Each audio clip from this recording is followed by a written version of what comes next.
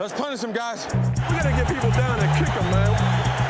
Get the motors going. Let's get the motors going. Draw. It's clean, nasty. To the 20, to the 15, to the 10. He's got to step over the 5 and he's in. Come on. Come on. Come on. Come on.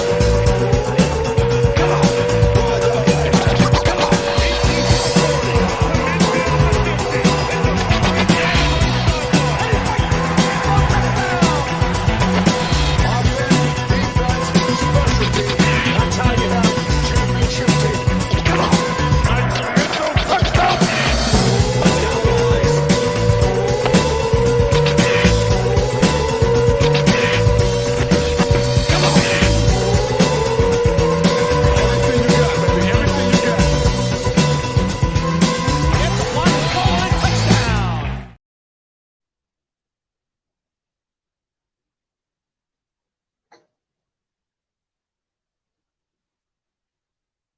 All right, man. Something's going on with the slow intro, but hey, guys, we got the OG coming with a pet top, right, man? Definitely, man. I'm glad we're doing this because I've been thinking about a lot about this game, man. And one of the things that comes up is the coaching. It's gonna be very interesting. This ain't gonna be no checker match. It's gonna be like a chess match. Even though it's gonna be teacher versus student, it's still gonna be very interesting. I mean, what's your thoughts? Oh, no, but teacher and student, like you were saying, a lot of the stuff that's been going on with the team, man. Some of those secondary plays, man, it's been a little head scratching with Lenore. I get that it's frustrating. This guy's been giving up some plays. Yeah, one thing, for example, the Saints. I mean, the way I looked at it, 'cause I watched the game back, where what I could learn from what happened. Based off what I saw, he was in a perfect position. He just, I don't know if he just got uh, like paranoid that he grabbed or what happened, but he was in a perfect position. In this game, this Miami game, he cannot do that, especially in the likes of Tariq Hill. He cannot do that. This is going to tell me a lot about Lenore and where he's at now. I'm gonna let that Kansas City game go. I'm not gonna put too much into it, but this game I want to see how he does. It's gonna tell me a lot.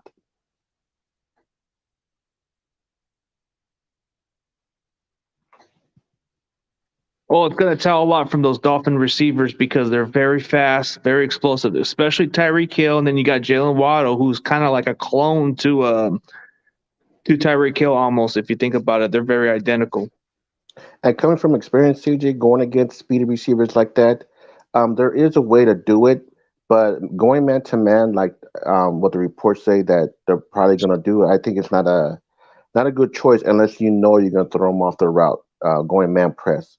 I don't think that's a wise thing, especially with Lenore. I mean, maybe Travaris Ward, maybe, but this is going to be a lot different from the Kansas City game as far as speed goes. So you think that it's better to do man to man, right? Or is it better to like? Because I think zone coverage kind of gets too much beaten on that coverage, right? Right, and also too, doing zone coverage, you're giving the little dump offs, giving it away that, and 49ers are known to be doing that. Man press, I'm kind of concerned about it. The way I see it, if you're gonna play man press, you better make sure you hang with them because, like I said, there's gonna be a lot of speed. You're gonna have to try to neutralize that speed. I'll give you a perfect example, CJ, what I'm talking about. There was this one game I was going up against a dude. One, not me, but my son was going up against a speedy receiver. One of the things that I taught my son how to do was neutralize the speed, and that is getting in front of him, not too much in front of him, but getting in front of and getting his my son's shoulder in front of the wide receiver's shoulder. If that makes sense, to try to neutralize that speed to drive him to the sidelines. Yeah, that's a better way to do it because they're so fast. But if you can neutralize them and try to keep them in the out of bounds territory, that's where they don't get the big plays out of it too. Yeah, definitely too. And CJ, what do you think about this? One of the keys that I thought too is how the defensive line is going to stack up. If they're going to be disciplined and correct the mistakes that were made in versus Kansas City, because I got a feeling McDaniel's going to pull out jet sweeps. I think it depends on our defensive line because Eric Armstead's coming back, so it kind of gives us more. It gives us more of a boost to pressure Tua, because Tua's going to have to deal with. I'm hearing that two of his starting offensive tackles ain't going to play, but Nick Bosa could potentially. He can have a favorable matchup right there. But the only concern about it is Tua may even throw the ball quicker. So you might not be able to get to Tua as quickly as some people may assume. It depends on the deep passes, you know. It takes time for him to find a deep open receiver. But if it's a short, quick pass, he might just throw it very fast. You know, one of the things I saw in that Cincinnati game when before Tua got hurt was I noticed that the ends were creating, and you know what I'm talking about. They created like a, you know how the offensive line creates a pocket for the quarterback to pass. Well, the defensive ends created that pocket to keep him inside the pocket and moved wherever Tua moved. I don't know if you noticed that.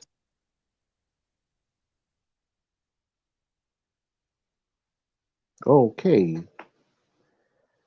sorry guys. CG's reception kind of messed up, so we'll hold off and wait. By the way, I'm OG. My name is Moses. I'm out of Fresno, California. A huge 49er fan. So it's great to meet everybody. So stand by everybody. Let's see when CG comes back. Yeah. See what happened, man. Shoot.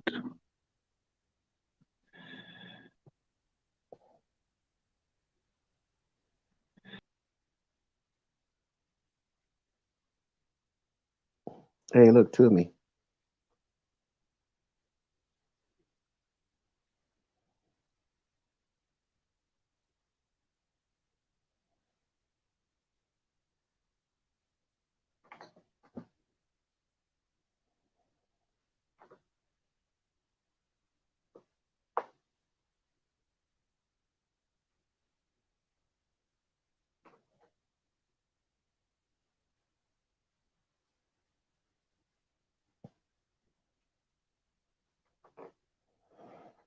Stand by everybody. CG got reception issues going on, so he's going to be coming back about a couple of minutes. So everybody stand by.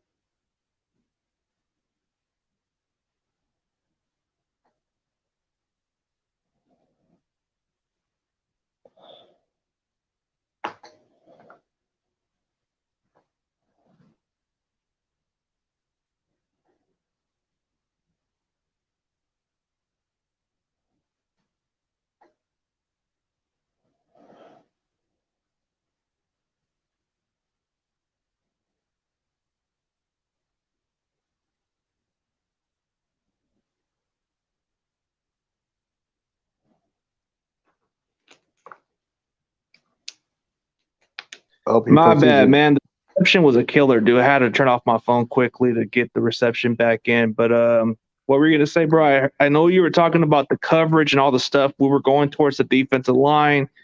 I think Tua's gonna be kind of like a little bit, kind of like how Dalton throws the ball, but he's Yeah, not gonna be much of a runner. yeah. If the defensive ends can hold their end, man, it's gonna be. We'll have Tua neutralized because he is known to scramble, and Oh yeah, that's been one of our Achilles' heel with handling mobile quarterbacks like that. that's what Tua can use against us. But what really makes it so weak for Tua is when he runs, he doesn't handle the physicality well. So that Yeah, could be definitely. concerning for him. But like you said, mobile quarterbacks have been our Achilles heels. for quite a while. So it's hard Yeah, to neutralize that part. But what we can do is pressure him. yeah, definitely. And if we're gonna play man press to let the D line get to Tua, um, my thing is if, and I'm pretty confident they can do it, but I still have a little concern, especially with Lenore. Well, not so much Lenore, with Ward, because when he went man to man with Hopkins, he Ward was getting beat. I'm not saying all the time. I mean, he did pretty good, but there was times he did get beat. So that's one of the keys that I'm gonna be looking at. Not so much Lenore because I already addressed my concern with him, but with Ward, I want to see how he does this time.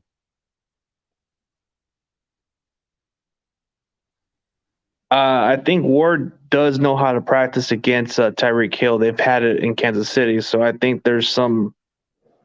We'll see how that matches up. This is when it's going to matter.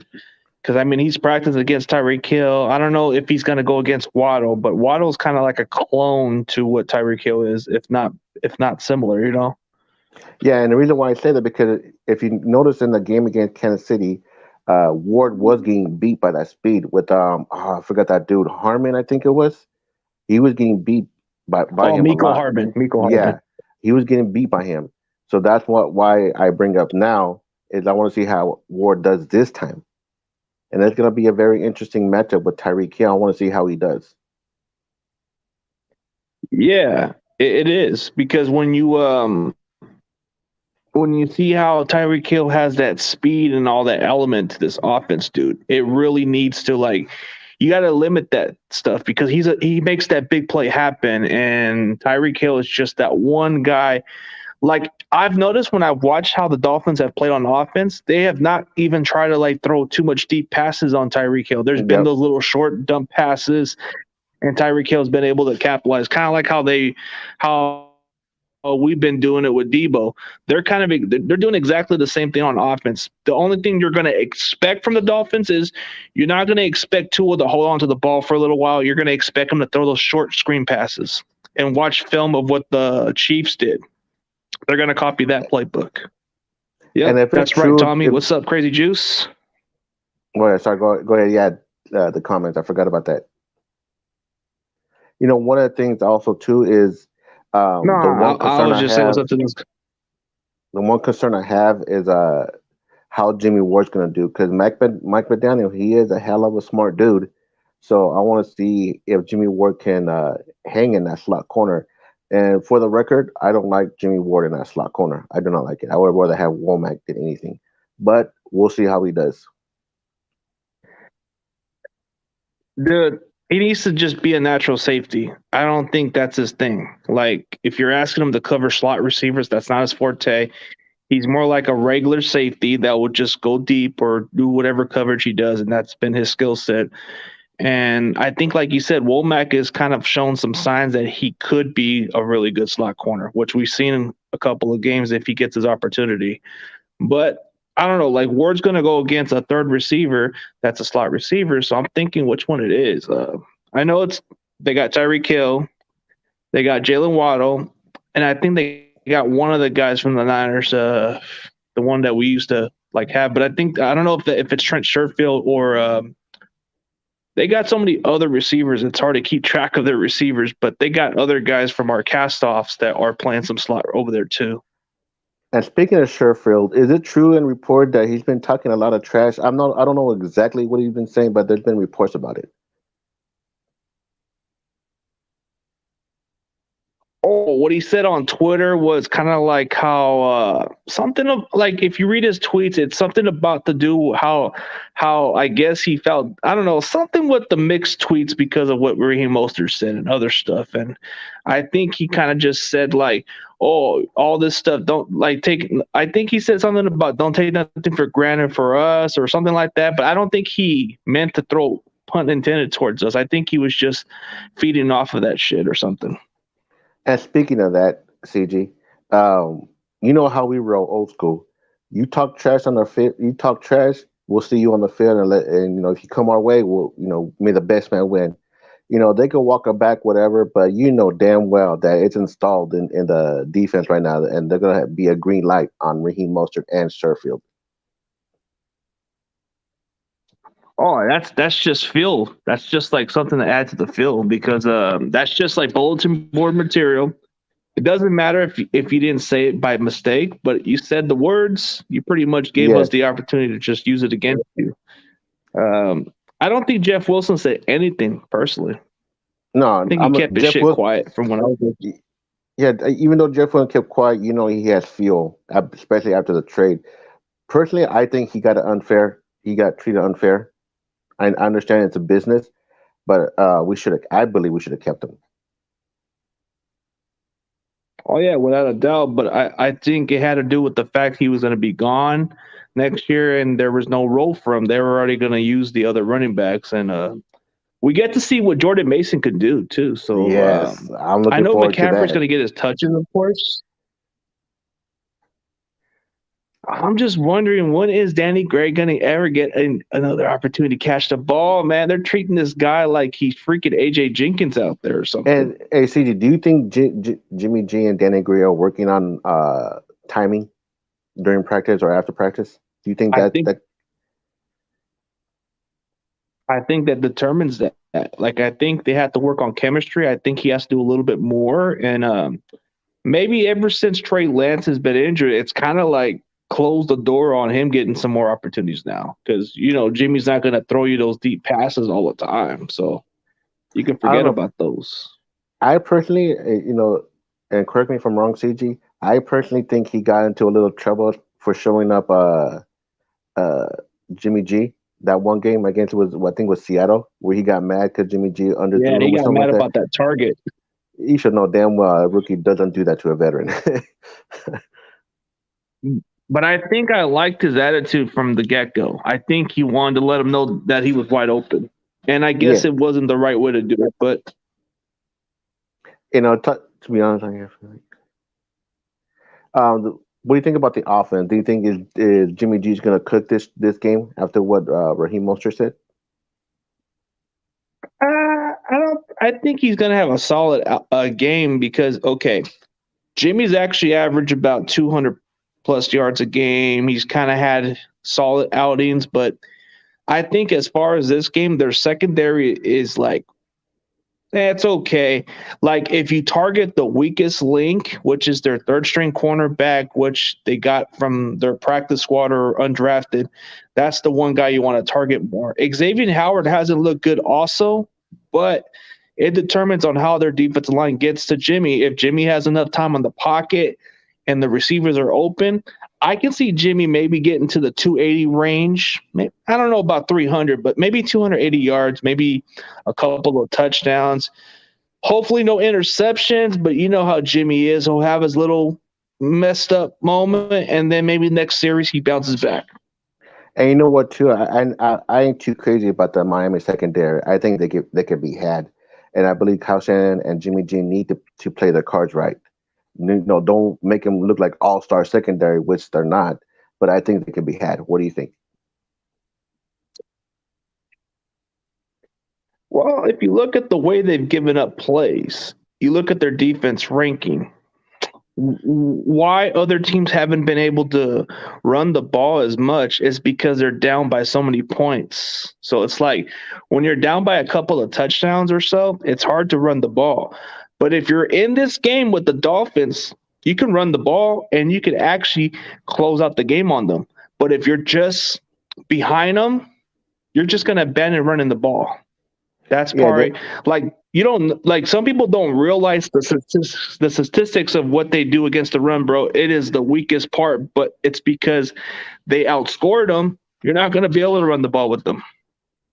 and you know what too, and let me know your thoughts on this, CG. We're so notorious for slow starting in a game. Do you think, and this has been a question I had, do you think Mike McDaniel is going to exploit that by jumping hard on the Niners from the word jump, from the word go? I mean, Oh, oh, dude, he's going to try anything. He's going to try to play some tricks on his sleeves. He's trying to outcoach Shanahan. So I expect Mike McDaniels to have an early start.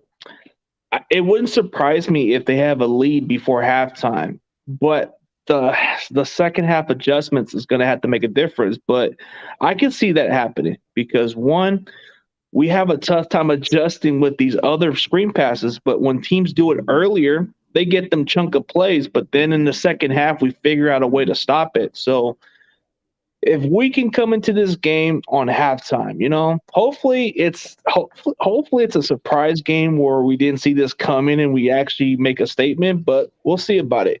Miami's offense is just it's kind of pretty much going against the same offense that we face in practice, except you just have two speedy receivers. Yeah. That's it.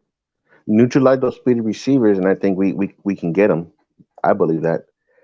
And you know what, Their too, CJ? running game is pretty similar.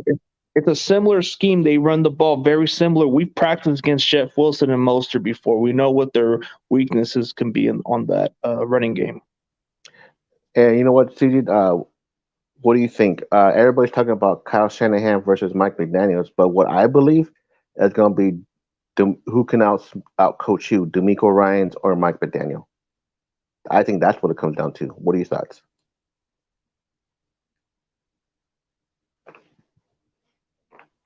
I think it comes down to it because Shanahan is just a guy that coaches, but he does the offense. But when it comes down to it, the Dolphins' offensive schemes is pretty similar, but D'Amico Ryans is a good defensive-minded guy because he's played this game before, and he's actually made a lot of huge, significant adjustments.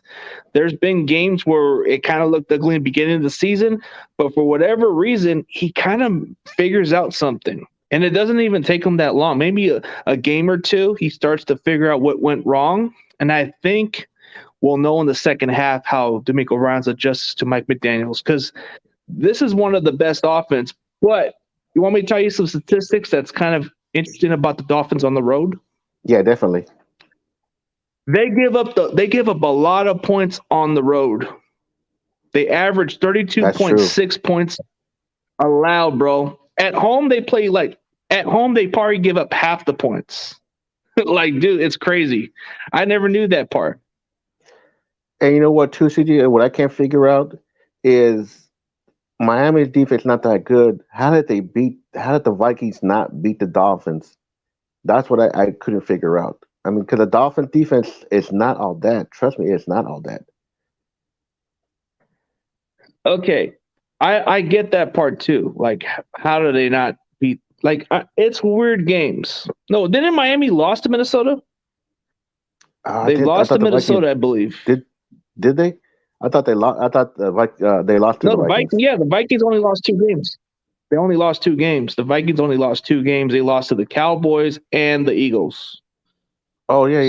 Oh, the Vikings did beat them. That's right. My bad. Yeah, that's right. The Lions were close. The Lions were playing a very close game That's who I was talking about. Dude, we're a better defense than the Detroit Lions. We're a better offense than the Lions. We're a better freaking team than the Bears. I mean, come on. And I know we lost to the Bears early in the season, but we're a lot better than them now.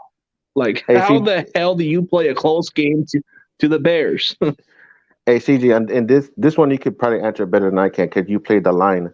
When Trent Williams got his back spasms, how does it affect the lineman? I don't know if he had experience with that, but do you think Trent Williams is going to play this game? Oh, I think if it's not as severe, which he probably would just need like maybe probably like a day or two and he should be fine. But part of the back spasm is part of like bending, you got to bend your movements more. It kind of hurts you a little bit of your pain, but it's not like severe injury, it's not as bad, but there's some that can go worse. You might have to miss maybe a week or two.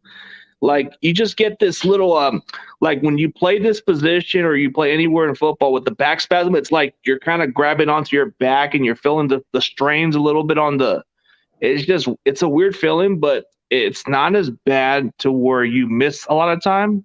It's more like if you manage it, maybe take a few days off to manage the aches a little bit, and then you should be all right.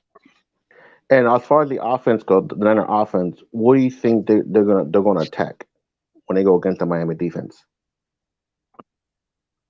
I think we're gonna attack running the ball first, because there's some glares of weakness, because if we're just going to pass the ball, that Miami's pass rusher is going to try to get at Jimmy. So maybe we got to run the ball first to see what we can do against that run defense. And then maybe as soon as we start building up that play action, we'll probably start to expose one of their weakest secondaries. And maybe that's where it favors us. You put Ayuk against one of those guys, and that's a mismatch. And what do you think? Do you think that they're going to hit him with? Because I was thinking they're going to hit him with screens at the beginning. What do you think? Oh yeah, with Christian McCaffrey and Debo and some screen places, it's possible. You Yeah, can see some of those plays happen. oh, go ahead. Oh no, but like you said best, like I think we should go with the screen pass, like maybe like to McCaffrey because that's where he's been more effective and we can move the chains quicker. You can either go with maybe Debo in some situations. I mean, there's different ways how we can use the screen pass because Debo can break those he's yards after the catch guy. You got Ayuk who can give you those big plays, but if you want to go that route, I would like to go on McCaffrey more on those screen passes. But overall, CG, I'm looking forward to see how our secondary handles the speed. I'm very intrigued by it.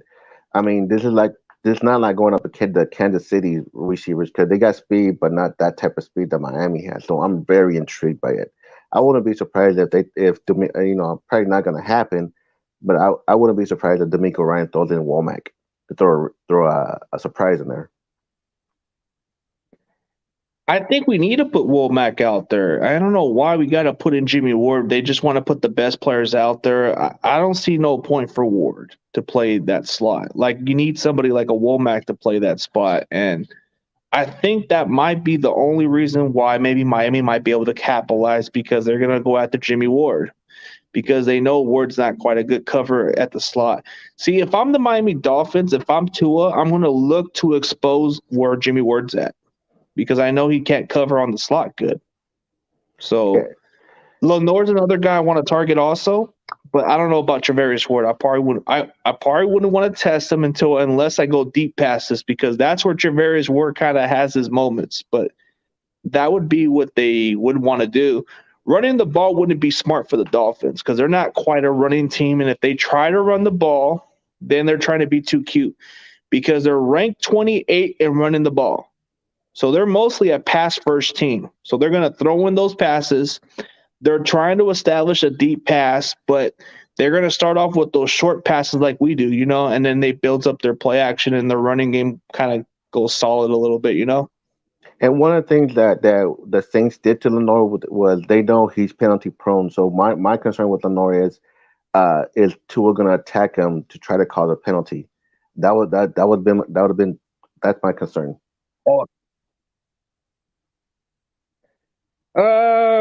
David, I don't think it's gonna be as concerning to some degree. If it was like if it was a bad back spasm, which I heard that Shanahan wasn't concerned about it. So I think he probably just needed like a few days, like 2 days to rest up, and I think he'd be okay.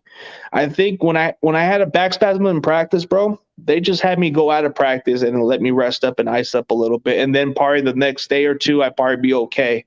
Maybe that's the back spasm that you guys are looking at. If it was severe, it would probably be a few weeks to recover because it depends on how bad it is. But if it's just like, okay,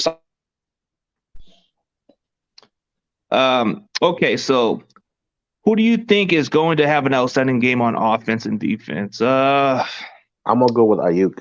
I'm hoping Jordan Mason. I'm gonna go with Jordan Mason because that's a sleeper. Everybody's talking about that we should have kept Jeff Wilson. Maybe this can be the game where everybody can say, well, Shanahan knows how to develop running backs. Maybe they didn't need Jeff Wilson after all. I'm going to go with Ayuk because he can get open, and boy, oh boy, can he put a DB on roller skates. I know the feeling of being on roller skates, of getting shook like that. So I believe Ayuk can have a big game. I know. That Cardinals game was crazy how he did that little – like, you see how he did that to that DB with like he almost broke his ankle. And as far as defense, did you see that Jennings? Yeah. Go ahead, Jennings. Go ahead. Sorry. Did you see that Jennings run what he did to the Saints DB, bro? Oh my God, that was hilarious. And CG, I'm gonna put myself on blast. I know the feeling because I've gotten I did that before. So yeah, I got stuck like that. It's embarrassing. Okay, what But were we gonna say? on defense, I think Hufanga could have an outstanding game if his eyes play it right and not give up big plays Oh like he yeah, did against the Chiefs. Hufanga could be a difference maker because he can capitalize. There's moments where he messes up on coverage, but then later in the games he's on point. He'll make his tackles. But that would be the one guy on defense that you should definitely consider. But I'm going to say Dre Greenlaw on defense because Yeah, okay. he makes the unhero plays. He makes the unhero plays. He makes key tackles on third downs, and sometimes those are 3-and-outs. And when he makes those tackles, he gives up the short plays. But when he's on when he's on the right position to make the plays, you've seen those games where he kind of like got them to be third and like what is it like short of the first down on fourth down. Yeah. He made those tackles. Clutch plays on goal lines. Goal line plays is where he makes his money at. So that would be my sleeper. And also another sleeper to keep an eye on. I'm hoping he has a great game. This is time for him to step up. Is Drake Jackson? Oh yeah, Drake Jackson, very outstanding, very quick, very athletic, kind of like exactly what Ebicom is, but he's got better upside than him. But I'm hoping that Armstead makes the difference. Maybe Armstead's my other sleeper because he's coming back from the injury and he should be good to go. I think him being on that defensive line can definitely make this job easy for the defensive line to pressure Tua. And I think that's where we can get Tua frustrated more. Oh yeah, definitely. One of the keys to it to make Tua hold that ball. Don't let him do quick passes. Make him hold the ball. Yeah. And this is where I want them to play man press, but then I don't because I want it. But we'll see how they do. We'll see how it goes. But Yeah, overall, CG, my message to the secondary, straight to the DBs, gentlemen, this is your time now. You know what happened in Kansas City. I don't want to get on nobody's ass after this game. I want to be proud of you guys. Bury that game. Make me proud because I'm going to be cheering my ass off for you. You know what you need to do. Don't worry about this Miami speed. It's nothing. They're human, just like you are. They bleed just like you are. Cover them and cover them well. And if you got a chance to hit them, make sure you put a shoulder in their chest and cave it in if you have to. But please, gentlemen, you guys can do it. I know you can. Just got to keep that focus, that mental focus. And Lenore, I'm going to keep my eye on you. Trust me, I'm not putting too much stock into the Kansas City game, but this is your time now. Show me what you got. Yeah. Lenore, I think everybody knows that Lenore can be one of the weakest links, but I think he's got potential to be really solid. And I think this is the plan. I think we got ahead of the future for next year because I think that's going to be our starter next year. And it sounds surprising, right? But I think I don't know if we're going to re-sign Mosley, but if we could, we can get him on a cheaper deal. But I think you're getting the glimpse of what Lenore can be. So Lenore's got to keep getting those experience, but I'm hoping that he starts to adjust better now because he's getting better with more opportunities. Yeah. It's those holding calls that's kind of hurting us, and then some of those other plays. And CG, and like again in the Saints game, he's in perfect position. Don't hold in this game. Don't create penalty because I know that's what the Miami's going to do. They're going to try to go deep on you, Lenore. They're going to try to create a penalty. Stay focused, trust your technique, run with the receiver, and you'll be just fine. That's right. And I think we'll figure out some ways to make plays. I think we're going to start getting some help on coverage a little bit, but we got to make sure they communicate better. Oh, yeah, definitely. Like, I can see why you're upset with those DBs because I've seen a couple of those missed plays, and I'm like kind of like screaming and yelling, like, what the hell, Lenore? What the hell, Jimmy Ward? Get in your fucking man. Yeah, because damn coverage. Like at first in that deep pads, Lenore was in the perfect position. And they call the penalty, and I'm like, what happened? So they show the replay. Why in the hell are you holding? You're there. Don't hold. You're there. Make a play on the ball. Yeah, and I'm like saying, dude, why are you hugging him or something? I mean, I know it seems like he was. I know Christmas is coming, but damn, don't hold. This is not the time to be hugging people. But yeah, CG, that's all I got for today, man. Just want to let the 49ers know you guys can do it. I'm rooting for you guys, and I'll be watching you too, Lenore.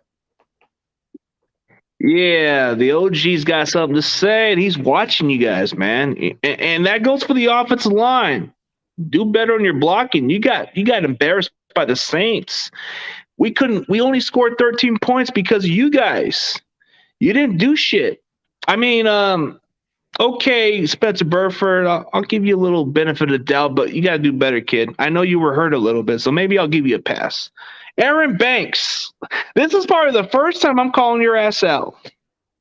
You gave up 7 fucking pressures, and you gave up a fucking sack. No, was it him or was it? I don't know who it was. No, McGlinchey. It was McGlinchey's bum ass. My bad. That dude can't block work for shit. That dude can't block work for shit. Well, and the guy who blocked me, okay, Mr. Center, Mr. I'm trying to be a center in the NFL, Jake Brendo, step your fucking shit up, man. I don't know why you cost us the fucking dumbass penalty. You cost us the fucking drive.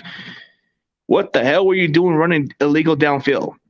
You do it again. That's why I'm saying this guy's unpredictable. This is why we need to get a new center at some point. Definitely. Aaron Banks, okay, maybe this is probably the last time I'm probably going to give him a warning, but I think he had his moment, but he needs to step up a little bit better.